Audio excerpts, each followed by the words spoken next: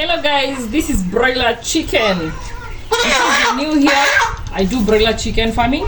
As you can see, this broiler is 2 months. Like, I just let it to overgrow and feel how it will be. So watch my content on my channel and see how the venture is.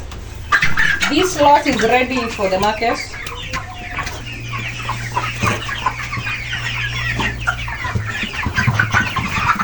This is from 1.5 kgs.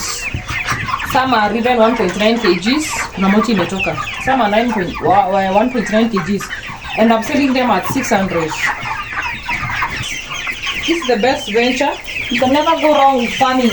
I'm always telling you can never go wrong with farming. This is the best venture ever. Gen Z's and my youths.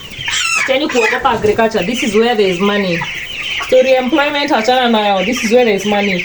Omba mama yako like startup kapitota ya 5,000 ama 1,000. Uanze tena vifaranga watatu watano.